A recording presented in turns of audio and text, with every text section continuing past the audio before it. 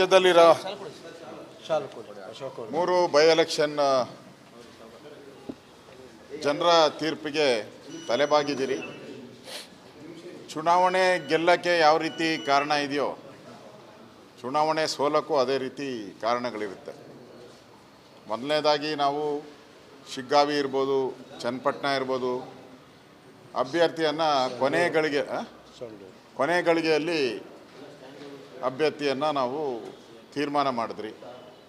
ಎರಡೂ ಕಡೆ ಶಿಗ್ಗಾವಿಯಲ್ಲೂ ಕೂಡ ಬೊಮ್ಮಾಯಿಯವರು ಅವರ ಮಗನ ನಾನು ನಿಲ್ಲಿಸಲ್ಲ ಅಂತ ಹೇಳಿದರು. ಅದೇ ರೀತಿ ಕುಮಾರಸ್ವಾಮಿಯವರು ಸಹ ನಿಲ್ಲಿಸಲ್ಲ ಅಂತ ಹೇಳಿದರು. ಸೊ ಅದನ್ನು ಕೂಡ ಒಂದು ಮೈನಸ್ ಪಾಯಿಂಟು.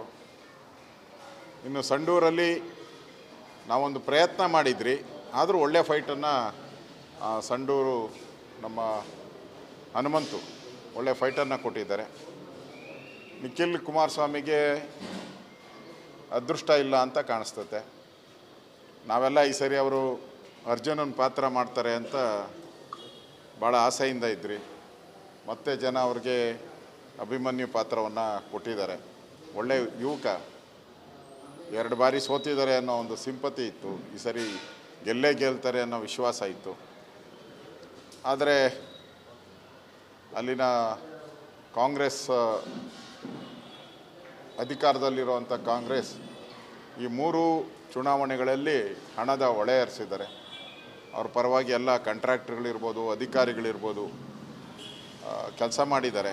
ಅವ್ರಿಗೂ ಭಯ, ಎಲ್ಲಿ ರೂಲಿಂಗ್ ಪಾರ್ಟಿ ಇದೆ, ನಮಗೆಲ್ಲಿ ಕೆಲಸ ಕಾರ್ಯಕ್ಕೆ ತೊಂದರೆ ಆಗ್ತದೆ, ಅಭಿವೃದ್ಧಿ ಕಾರ್ಯಕ್ಕೆ ತೊಂದರೆ ಆಗ್ತದೆ ಅಂತ ಕೂಡ ಜನನೂ ಕೂಡ ಆ ಥರ ವೋಟ್ ಮಾಡಿದ್ದಾರೆ ಅಂತ ಅನಿಸುತ್ತೆ. ಹಿಂದೆ ನಾವು ಯಡಿಯೂರಪ್ಪನವರ ಸರ್ಕಾರ ಇದ್ದಾಗ ಸುಮಾರು 18-19 ಬೈ ಎಲೆಕ್ಷನ್ ನಡೆದು ಎಲ್ಲವನ್ನ ಗೆದ್ದಿದ್ದೀರಿ. ಆಲ್ಮೋಸ್ಟ್ ಆಲ್ ನಾವೆಲ್ಲ ಗೆದ್ದಿದ್ದೀರಿ.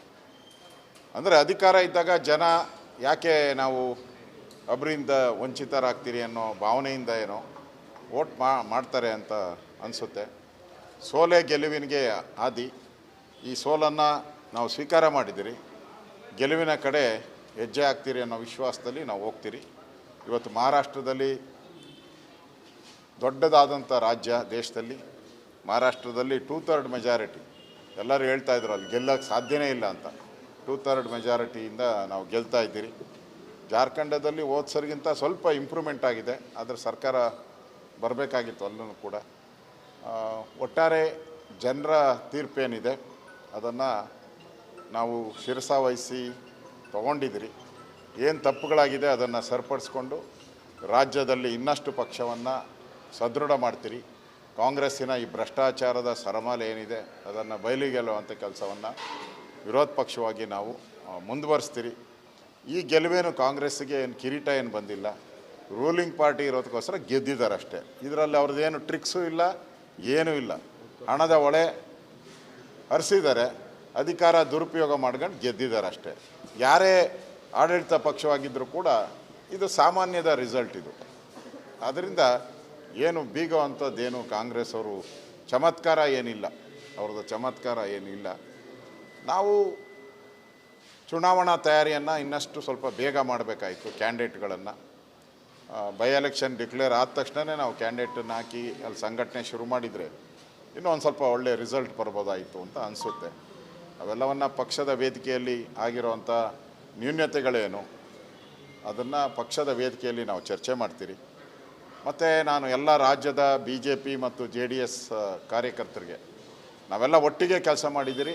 ಎದೆಗೊಂದು ಮಾಡಿ ಈ ಸೋಲನ್ನೇ ಗೆಲುವಾಗಿ ಪರಿವರ್ತನೆ ಮಾಡುವಂಥ ಶಕ್ತಿ BJPಗೆ ಮತ್ತು JDSಗೆ ಇದೆ. ಕಳೆದ ಲೋಕಸಭಾ ಚುನಾವಣೆಯಲ್ಲಿ ನಾವು ಗೆಲುವನ್ನು ಸಾಧಿಸಿ ತೋರಿಸಿದಿರಿ. ಅದರಿಂದ ಜನರಲ್ ಎಲೆಕ್ಷನಲ್ಲಿ ನಾವು ಗೆಲುವನ್ನು ಸಾಧಿಸ್ತೀರಿ. ಇದು ಶತಸಿದ್ಧ. ಯಾರು ನಮ್ಮ ಮಾಜಿ ಪ್ರಧಾನಿಗಳ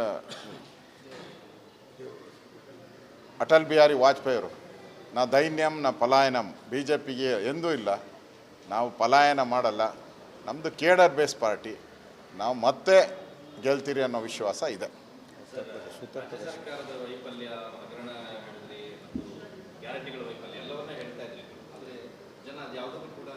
ಇಲ್ಲ, ಅವ್ರದ್ದು ಇನ್ನೂ ಪಾಪದ ಕೊಡ ತುಂಬಿಲ್ಲ.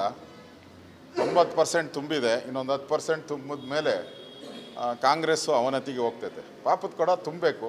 ಅದಕ್ಕೆ ಜನ ಒಂದು ಅವಕಾಶ ಕೊಟ್ಟಿದ್ದಾರೆ. ಪಾಪ ಜಾಸ್ತಿ ಮಾಡಿಬಿಟ್ಟಿದ್ದೀರಾ, ಇನ್ನೊಂದು ಅವಕಾಶ ಕೊಡ್ತೀರಿ ಅಂತ ಜನ ಅವಕಾಶ ಕೊಟ್ಟಿದ್ದಾರೆ. ಆದಷ್ಟು ಬೇಗ ಪಾಪದ ಕೊಡ ತುಂಬುತ್ತೆ. ಕಾಂಗ್ರೆಸ್ಸಿನ ಹಗರಣಗಳನ್ನು ಇನ್ನಷ್ಟು ಬಯಲಿಗೆ ಎಳೆಯುವಂಥ ಕೆಲಸವನ್ನು ಮಾಡ್ತೀವಿ. ಮುಖ್ಯಮಂತ್ರಿಗಳು ಇಲ್ಲಿ 3 ಕ್ಷೇತ್ರವನ್ನು ಗೆದ್ದು ತಮ್ಮ ಸ್ಥಾನವನ್ನು ಭದ್ರ ಮಾಡಿಕೊಂಡ್ರೆ ಅಥವಾ DKC ರೇಸ್ನಲ್ಲಿ ಮುಂದೆ ಹೋದ್ರು? ಇಲ್ಲಿ ಇದು DKC ಗೆಲುವು ಅಲ್ಲ, ಸಿದ್ದರಾಮಯ್ಯನ ಗೆಲುವಲ್ಲ, ಕಾಂಚಾಣದ ಗೆಲುವು. ರಾಜ್ಯದಲ್ಲಿರೋ 3 ಬೈ ಎಲೆಕ್ಷನ್ ಜನರ ತೀರ್ಪಿಗೆ ತಲೆಬಾಗಿದ್ದೀರಿ. ಚುನಾವಣೆ ಗೆಲ್ಲಕ್ಕೆ ಯಾವ ರೀತಿ ಕಾರಣ ಇದೆಯೋ ಚುನಾವಣೆ ಸೋಲಕ್ಕೂ ಅದೇ ರೀತಿ ಕಾರಣಗಳಿರುತ್ತೆ. ಮೊದಲನೇದಾಗಿ ನಾವು ಶಿಗ್ಗಾವಿ ಇರ್ಬೋದು, ಚನ್ನಪಟ್ಟಣ ಇರ್ಬೋದು, ಅಭ್ಯರ್ಥಿಯನ್ನು ಕೊನೆ ಗಳಿಗೆಯಲ್ಲಿ ಅಭ್ಯರ್ಥಿಯನ್ನು ನಾವು ತೀರ್ಮಾನ ಮಾಡಿದ್ರಿ. ಎರಡೂ ಕಡೆ ಶಿಗ್ಗಾವಿಯಲ್ಲೂ ಕೂಡ ಬೊಮ್ಮಾಯಿಯವರು ಅವರ ಮಗನ ನಾನು ನಿಲ್ಲಿಸಲ್ಲ ಅಂತ ಹೇಳಿದರು. ಅದೇ ರೀತಿ ಕುಮಾರಸ್ವಾಮಿಯವರು ಸಹ ನಿಲ್ಲಿಸಲ್ಲ ಅಂತ ಹೇಳಿದರು. ಸೊ ಅದನ್ನು ಕೂಡ ಒಂದು ಮೈನಸ್ ಪಾಯಿಂಟು. ಇನ್ನು ಸಂಡೂರಲ್ಲಿ ನಾವೊಂದು ಪ್ರಯತ್ನ ಮಾಡಿದ್ರಿ, ಆದರೂ ಒಳ್ಳೆಯ ಫೈಟನ್ನು ಸಂಡೂರು ನಮ್ಮ ಹನುಮಂತು ಒಳ್ಳೆಯ ಫೈಟನ್ನು ಕೊಟ್ಟಿದ್ದಾರೆ. ನಿಖಿಲ್ ಕುಮಾರಸ್ವಾಮಿಗೆ ಅದೃಷ್ಟ ಇಲ್ಲ ಅಂತ ಕಾಣಿಸ್ತತೆ. ನಾವೆಲ್ಲ ಈ ಸರಿ ಅವರು ಅರ್ಜುನನ ಪಾತ್ರ ಮಾಡ್ತಾರೆ ಅಂತ ಭಾಳ ಆಸೆಯಿಂದ ಇದ್ರಿ. ಮತ್ತೆ ಜನ ಅವ್ರಿಗೆ ಅಭಿಮನ್ಯು ಪಾತ್ರವನ್ನು ಕೊಟ್ಟಿದ್ದಾರೆ. ಒಳ್ಳೆಯ ಯುವಕ, 2 ಬಾರಿ ಸೋತಿದ್ದಾರೆ ಅನ್ನೋ ಒಂದು ಸಿಂಪತಿ ಇತ್ತು. ಈ ಸರಿ ಗೆಲ್ತಾರೆ ಅನ್ನೋ ವಿಶ್ವಾಸ ಇತ್ತು. ಆದರೆ ಅಲ್ಲಿನ ಕಾಂಗ್ರೆಸ್ ಅಧಿಕಾರದಲ್ಲಿರುವಂಥ ಕಾಂಗ್ರೆಸ್ ಈ 3 ಚುನಾವಣೆಗಳಲ್ಲಿ ಹಣದ ಹೊಳೆ ಹರಿಸಿದ್ದಾರೆ. ಅವ್ರ ಪರವಾಗಿ ಎಲ್ಲ ಕಾಂಟ್ರಾಕ್ಟರ್ಗಳಿರ್ಬೋದು, ಅಧಿಕಾರಿಗಳಿರ್ಬೋದು ಕೆಲಸ ಮಾಡಿದ್ದಾರೆ.